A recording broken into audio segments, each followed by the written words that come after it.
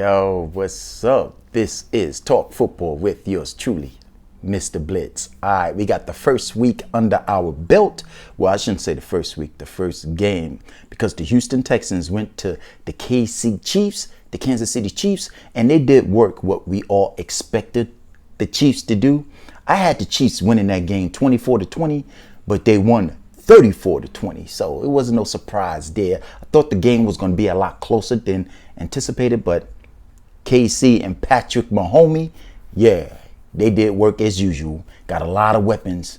Defense looked a little suspect because Houston Texans, David Johnson, who they got in a trade, he kind of was having his way. He scored the first touchdown for the Houston Texans, and he looked pretty good. But, of course, that high-power offense that Andy Reid, the coach, is calling for Patrick Mahomes, 34-20 final score. Okay, that being said, let's move on to Sunday's game. There are a lot of games that I like to talk about, but I'm going to talk about specifically high-profile games that's going to be played on a given Monday, Thursday, or Sunday, And this Sunday, we're going to go with these boys right here. Good game, should be a good game, high-profile game, So, check it. We got the Tampa Bay Buccaneers at the New Orleans Saints. Now, that being said, let's talk about the Bucs first. You feel me? Which is only right to be because, check it, and I've been saying this since I started doing my show, Mr. Tom Brady, Mr. 21-year veteran Brady, Mr. 43-year-old Tom Brady is going to run this ship right here, the Tampa Bay Buccaneers, to see can he get these guys into the playoffs and to the promised land.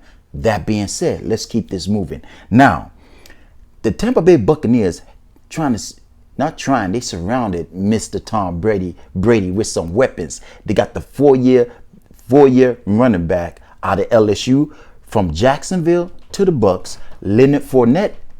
Yeah, and they also traded to get LaShawn McCoy, drafted by the Philadelphia Eagles, traded to Buffalo. Now, Mr. Tom Brady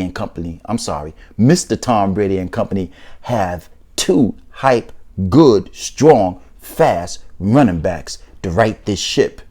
To see can they take the Buccaneers, can see Mr. Tom Brady get the Buccaneers into the playoffs this year. That being said, let's go to the White House. Now, they got this cat, hype receiver, tall brother, about 6'4", 6'5", Mike Evans, good hands, good speed. 4 years he been in the NFL. They have him. And they also drafted this tight end, been with the Buccaneers for about 4 years now. Also, O.J. Howard out of Alabama. So they got backfield accumulation, the wideouts, and last but not least, the unretired Mr. Yeah, I think I should call him Mr. too, because he racked up a couple of Super Bowls too with Mr. Tom Brady. Mr. Rob Gronkowski, excuse me, that played with the Patriots and Mr. Tom Brady at New England. They acquired him. He's out of retirement playing with the Bucs. So that offense right now for the Tampa Bay Buccaneers, it's looking, I don't want to lick my fingers, but finger licking good. You know what they say? That's how that offense is looking. Now, check this out. Now, the funny thing about this, I'm going to bring up some other stats. So I'm going to be looking at my paperwork and looking back up at you guys, Now, Tampa Bay last year, excuse me, last year, Tampa Bay was the third-ranked offense in the NFL last year. And they finished with only a 7-9 record last year, Tampa Bay. But they had the third-ranked offense in the NFL last year, racking up, averaging 28 points per game, which is excellent in the NFL. And guess who was at the helm of that? Top pick, Tampa Bay top draft pick several years ago, Jameis Winston out of Florida State. Love that guy. He racked up 5,000 yards last year. I think he's in New Orleans now, Jameis. But I'm bringing that up because Jameis was averaging 28 points per game with Tampa Bay. They was ranked third in total offense in the NFL last year. Now, he did that with Tampa Bay did that with Jameis. Jameis did that with Tampa Bay. Jameis was averaging 300 yards per game passing 300 yards per game. So I'm bringing all this up because I'm saying if Jameson got away with doing all that, and you know damn well he ain't no Tom Brady. I'm sorry, Mr. Tom Brady. If Jameson was doing all this, ranked third in the NFL in total offense, averaged 28 points per game, they finished with a 7-9 record.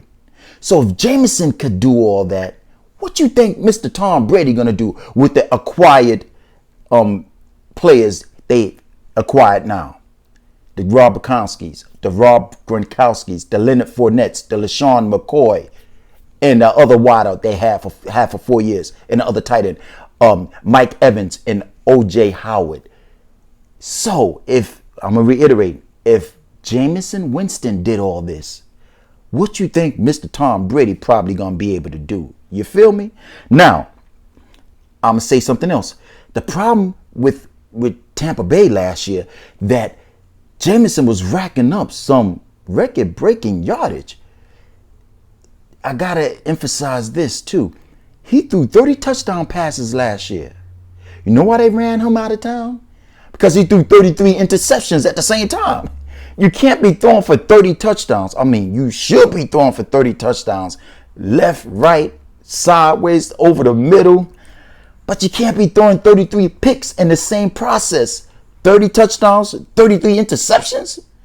33 interceptions. I'm going to say it again. 33 interceptions Jameson racked up last year. Year before, he had 20-something. Year before that, he had in the teens. The reason he's not there no more, Jameson was producing some points on the board, but he was also producing mad turnovers. Pick after pick after pick. The NFL can't live with that, so they shipped him out. I think he's in New Orleans now. Now, Tom Brady and company are going to right this ship. Brady ain't known for throwing interceptions. Mr. Tom Brady is known for winning games, winning big games, and racking up Super Bowls, victories. That's what Mr. Tom Brady is used to doing. So they got him in Tampa. And now, excuse me. And now, so that's how that's going to go. So now they're going into the Superdome Sunday. And probably won't be that many fans there. But due to the fact of the COVID-19, so they're going to minimize the fan base there. But they're still going to be playing in the Superdome. They had no team had preseason games. So if Brady and company, is everybody going to be in sync when they get on the field Sunday? That's why I think this is going to be a good game. It's going to be a good game, you know. And I think everybody going to be sitting down with the popcorn and the chips and whatever you got going in your mouth, with the TV on and your mouth wide open, your eyes are big as saucers because it's going to be on and popping. But I want to reiterate, I want to say one more thing before I get up out of here. Now, I'm going to give you my prediction, but I want to say something else. The New Orleans Saints, the Tampa Bay Buccaneers, they have the defensive coordinator there. This cat name is Todd Bowles. If you're not familiar with his name, he coached the Jets from 2015 to 2018. He was the head coach for the Jets, 2015 to 2018. And of course, he ran his course there. They got him out of there. This is his second season as the defensive coordinator for the Tampa Bay Buccaneers. And the only reason I'm bringing this up, because if Todd Bowles could get them cats playing on point, Brady doing his thing, Mr. Tom Brady doing his thing, Todd Bowles is calling the right defensive schemes to shut teams down or keep that Tampa Bay Buccaneers offense on the field, because the defense is getting the ball back for Mr. Tom Brady.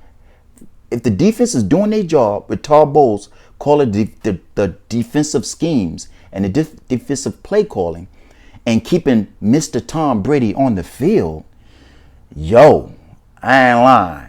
I don't remember no team. I didn't look it up. I don't remember no team, no player going to a team for the first year and taking that team to the Super Bowl, no matter who he is, referring to a quarterback, getting traded and going to another team and taking that team to the Super Bowl that following year. I don't know, but I think I'm going to have to look that one up. Maybe you could look it up for me. Nah, I do, because this is what I do. I'm just kidding. Don't let me get it twisted. All right. So that being said, Tampa Bay Buccaneers at the New Orleans Saints. That's an easy prediction for Mr. Bliss to make. Final score, the WWW, who will win? I got New Orleans Saints 27, Tampa Bay Buccaneers 24. 27-24. The cats right here. That's what I believe. That's my prediction. I can't go wrong with that because this is what I do, you know. Should be a good one. Don't waste any time. Get your front row seat. You feel me? Come on now. Let's do this. You know, I'm always looking to my right, which is your left. Give me a minute. Here we go. Yeah, I check it. I feel much better with this in my hand. It seems like I talk better. I don't stutter. I don't even get too fast. I don't get too fast. I don't get too loud. It seems like I get real smooth when I get the football in my hand for some reason. I don't know why. What do you think about that, huh? It seems like it, right? I check it. This is Talk Football with yours truly, Mr. Blitz. If you want to make a comment, you can leave me a comment. You can subscribe to me. You can hit me up on my email, mrblitz64@gmail.com. Holla at your boy. Give me some of your knowledge, which I don't think you're going to be able to beat me because I got this sold up. Left, right, over the top. Always going to come at you with this football knowledge. You feel me? I check it. Once again, Talk Football with yours truly, Mr. Blitz. Check you guys out next time. Can't wait to see you. Got some more news for you. After this weekend, we're going to do this again. You feel me? All right, you guys have a good one. Peace.